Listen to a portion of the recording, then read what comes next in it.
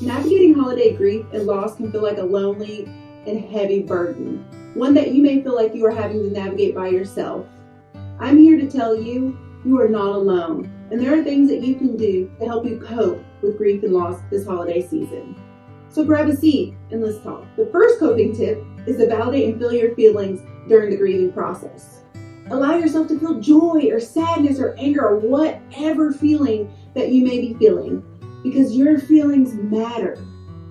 I know the feelings may not be pleasant, but I want you to know that feeling them is part of the healing process and that it's not always going to be this painful. However, if you are afraid that once you do start feeling, you won't be able to stop, I want you to create a list of action items or distractions like doing the dishes or taking your dog out for a walk or dancing in the living room or singing your favorite song. Then try setting an alarm for 15 minutes and allow yourself time to cry or yell on your pillow or do whatever you feel like is going to help release those heavy feelings that you may be feeling. Then after that alarm goes off, ground yourself. Maybe run to the freezer and grab a piece of ice and watch that ice melt in the palm of your hand. And then turn to that list of distraction items that I told you to write. And remember that feeling is healing.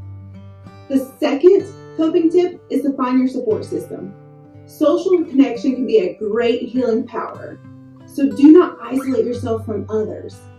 Plus, you may feel like you need some extra emotional support during the holiday season because you may even dwell even more on the memory of your loved one or the dreams that you once had or the happy moments that you shared.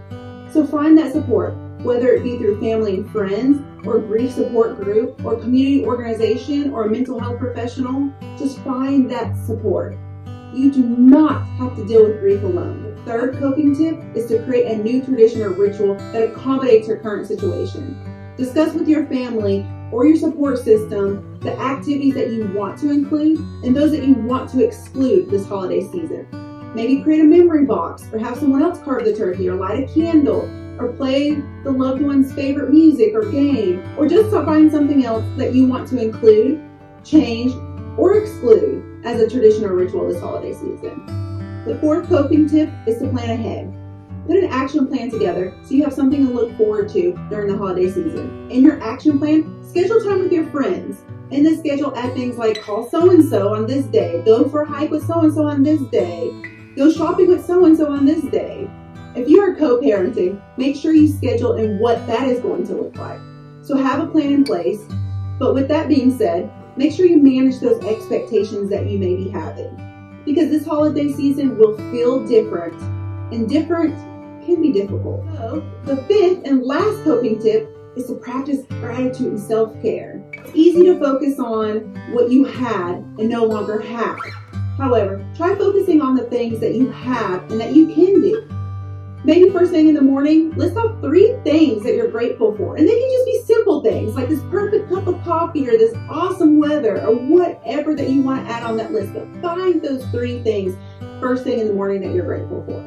Even though you may feel like the holiday season is just about giving to others, I want you to know that it is extremely important that you give to yourself as well. So take care of yourself.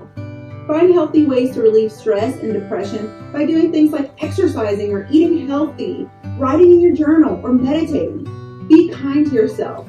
And remember that healing takes time. This holiday season, I want you to remember that grief is a unique journey for each person.